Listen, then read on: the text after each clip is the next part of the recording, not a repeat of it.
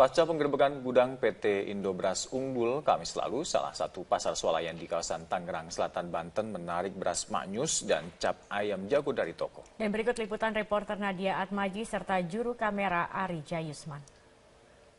Kepolisian memastikan PT Indobras Unggul melakukan 2 pelanggaran pidana terkait dengan produksi beras yang mereka lakukan. Yang pertama adalah manipulasi harga, yang kedua adalah menuliskan kandungan beras yang tidak sesuai dengan hasil uji lab. Untuk manipulasi harga, mereka menetapkan harga yang lebih tinggi dari batasan yang ditetapkan oleh pemerintah. 2 merek yang mereka produksi yaitu Maknyus dan cap ayam jago masing-masing dijual Rp13.700 per kilogram dan Rp20.400 per kilogram.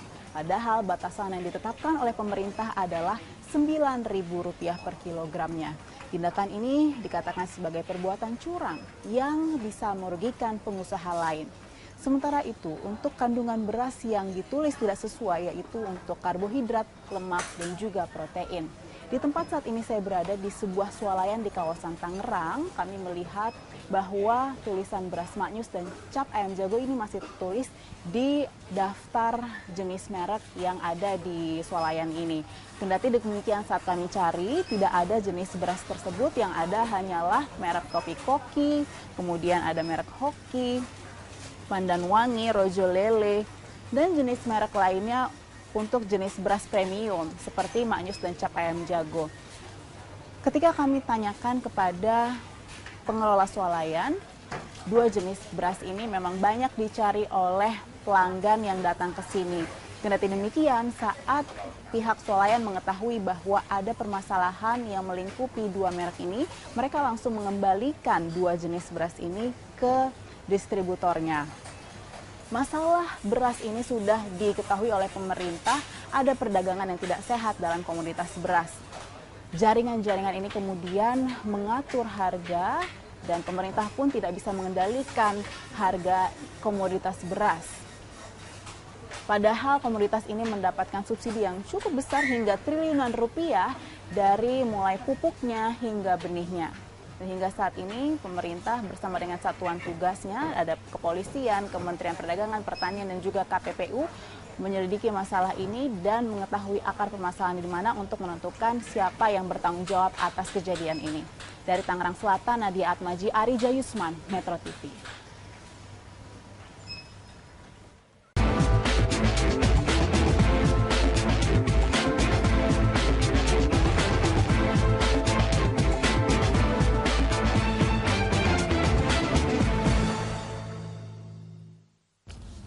Ya, selamat siang pemirsa. Kita bertemu kembali dalam program Lunch Talk, dialog siang khas Berita 1 bersama saya Poppy Zedra. Ya, dan juga bersama saya Carlos Michael. Hari ini kita akan membahas topik praktik curang di pasar beras.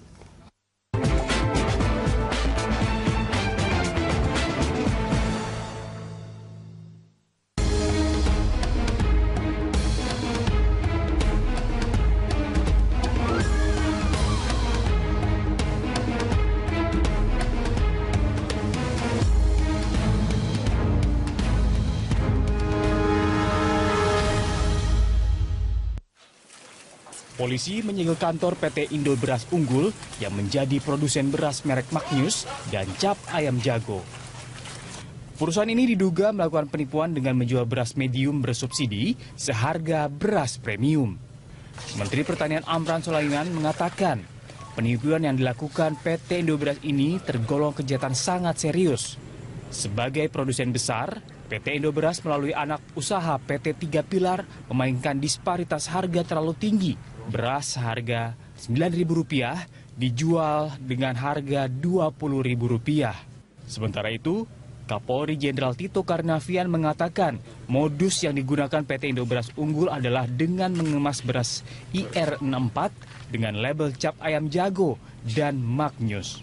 Padahal IR64 termasuk beras medium bersubsidi, sedangkan Maknyus dan cap ayam jago diberi label premium.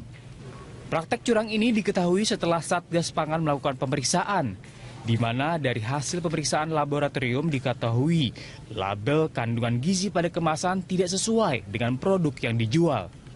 Produsen beras Maknyus ini memiliki gudang penyimpanan di Jalan Rengas, kilometer 60, Karang Sambung, Kedung Waringin, Kabupaten Bekasi. Barang bukti yang disita dari tempat itu sebanyak 1.161 ton beras. Kantor PT Indo Beras Unggul yang menjadi produsen beras merek Maknyus dan cap ayam jago disegel polisi. Perusahaan itu diduga melakukan penipuan dengan menjual beras medium bersubsidi seharga beras premium. Lalu sebenarnya bagaimana mengantisipasi agar kasus seperti ini tidak lagi terjadi ke depannya ya? Ya, untuk membahasnya lebih lanjut, saat ini di studio kami juga sudah hadir sejumlah narasumber. Ada Brigjen Pol Agung Setia selaku Wakil Ketua Satgas Pangan dan juga ada Pak Helmi Nurjamil yang merupakan tim investigator dari KPPU. Selamat siang Bapak-Bapak. Siang. Terima kasih sudah hadir di studio Berita 1 ya.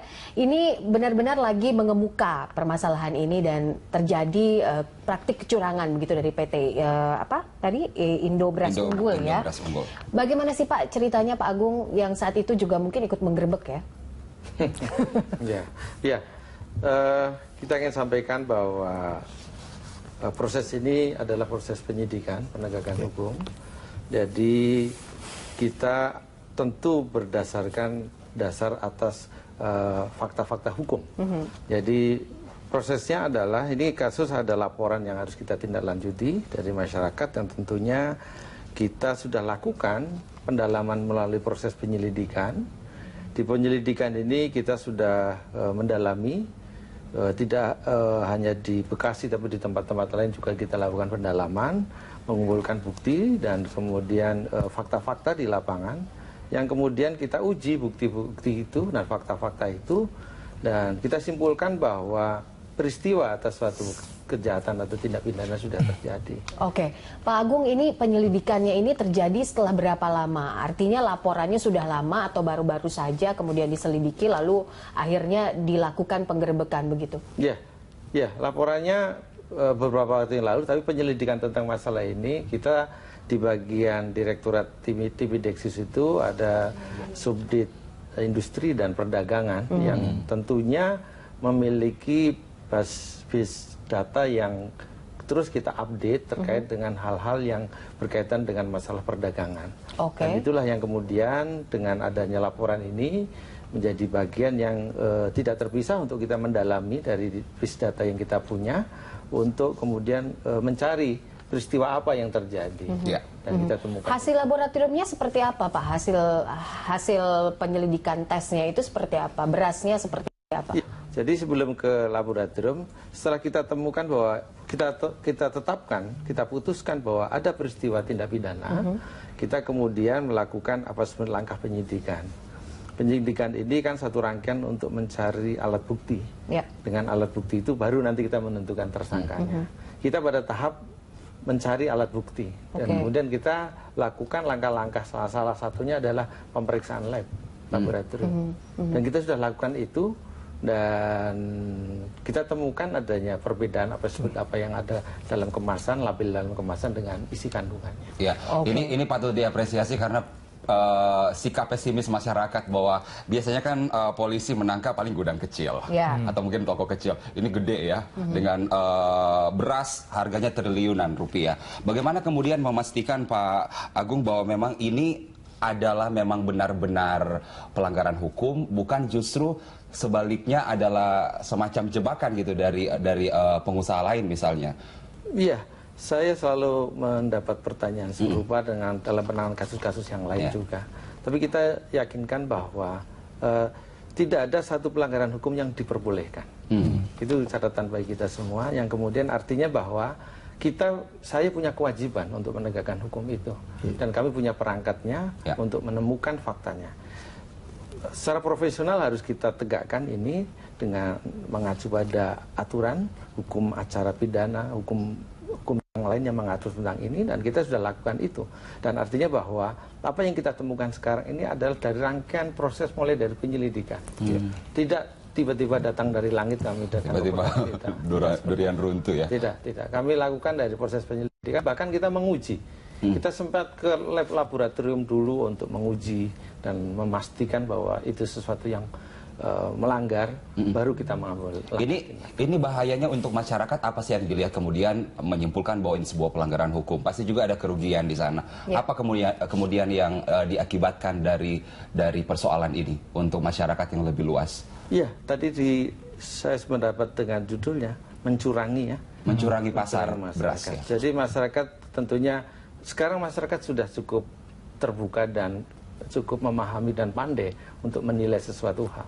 Dan kita lihat bahwa fakta ini akan kita uji di pengadilan nantinya, dan tentunya kita akan memastikan bahwa fakta-fakta kita akan lolos dalam pengujian pengadilan nanti. Oke, kita ke Mas Helmi. Mas Helmi, bagaimana ini bisa terjadi penipuan dengan modus seperti ini, Mas Helmi? Ya, jadi kalau dari kami, dari sisi KPPU, kami melihat modus operandinya ini adalah pelaku usaha ini dia memiliki satu jaringan yang dari hulu sampai hilir. Artinya ini merupakan dari satu grup. PT Ibu ini merupakan salah satu anak perusahaan. Nah, modus operandinya adalah mereka membeli gabah dengan harga yang cukup tinggi, sehingga para petani itu menjual semua gabahnya kepada perusahaan ini. Nah, kemudian mereka juga punya pasar, ini pasar-pasar kelas menengah ke atas, dengan membeli beras yang premium. Artinya apa? Ketika dia beli harga gabah tinggi, mereka jual dengan harga yang cukup. Ini perbedaan harganya kalau misalkan kita lihat dari aturan, pemerintah telah menetapkan harga acuan tertinggi 9.000. Akan tetapi beras premium dijual 20.000. Ini kan ada selisih 11.000 di sini. Nah, artinya mereka ini mempunyai kekuatan untuk menyerap gabah. Seperti itu. Jadi modus operandinya mereka beli gabah, mereka dapat gabah, mereka olah kemudian menjualnya di premium. Dan ini secara umum disimpulkan adalah persaingan usaha yang tidak sehat di industri beras. Jadi kami melihatnya begini. Karena di pasar beras itu strukturnya memang panjang, distribusi supply chain-nya ini panjang. Jadi mulai dari petani, kemudian ke penggilingan, kemudian nanti ada ke penggilingan besar atau toko besar, kemudian ada pasar induk, sampai baru ke retail kecil, baru sampai ke tangan konsumen. Nah, ini kan sangat panjang sekali. Kami melihat di sisi hulunya saja. Ketika kita berbicara petani ini kan ketika sudah diatur harga gabah itu 3.700, artinya dari pihak pemerintah, Bulog, itu dia bisa membeli dengan harga 3.700. Kan tetapi ketika ada pihak swasta yang berani beli, bahkan saya mendengar sampai dengan 4.900. Akhirnya petani-petani atau penggilingan rakyat yang biasa membeli di angka 3.700 ini jadi tidak kebagian. Akibatnya beberapa di daerah-daerah tertentu sudah ada yang mati. Pertanyaan saya tadi kepada Pak Agung, dari Anda di KPPU seperti apa? Apakah ini memang murni benar-benar sebuah pelanggaran dilihat, ataukah memang ada persaingan usaha di sana? Ada satu perusahaan yang mau menjelek-jelekan perusahaan lain misalnya? Baik, jadi kita di sini objektivitas saja, profesional saja. Kami akan melihat secara keseluruhan. Ini kan ini baru satu pelaku usaha saja. Nanti kami di KPPU ini akan mencoba memeriksa seluruh stakeholder, tidak hanya pelaku usaha, tapi dari sisi pemerintah, bahkan Bulog juga semua akan kita mintai keterangan. Nah, setelah nanti didapat keterangan itu, barulah kita akan memprediksi atau ini indikasinya ke arah mana. Sejauh ini kami mengindikasikan ini adalah praktek. Kalau memang betul hasil lab tadi ini beras medium tapi dijual dengan beras premium, di sini ada praktek yang tidak benar. Nah, kalau praktek yang tidak benar ini sudah diatur di Undang-Undang 5 itu dikatakan pasal 21. Itu perbuatan curang. Jadi dia menetapkan harga pokok yang seharusnya ini bisa lebih murah dijual dengan harga yang mahal. Nah, ini ada keuntungan yang tidak wajar di sini. Mas Helmi, ini kasus yang dari KPPU sendiri, apakah sudah pernah ada pelaporan seperti ini ke KPPU atau baru pertama kali ini terjadi? Baik, sebenarnya kami di KPPU ini sudah menyelidiki komoditas beras ini sejak tahun 2015. Kemudian kami melihat memang pergerakan beras ini tidak lepas dari raw materialnya, gabah itu sendiri. Artinya ketika gabah memang sudah diatur oleh pemerintah, seharusnya harga beras pun sudah diatur oleh pemerintah. Bahkan yang terbaru melalui Permendak nomor 47 tahun 2017, itu harga beras harusnya di tingkat konsumen ini 9.000. Harga gabahnya? Harga gabahnya 3.700. Ya, artinya di sini secara kalkulasi ketika harga gabah ini naik, maka mau tidak mau harga beras pasti naik. Nah, ini hitung-hitungan yang memang begitu keadaannya seperti itu. Oke, baiklah. Nanti kita akan lanjutkan lagi ya setelah kita break sebentar dulu, pemirsa. Kami juga mengundang Anda pemirsa untuk mau berinteraksi bersama kami di nomor telepon yang tertera di layar kaca Anda. Usai jeda kami kembali.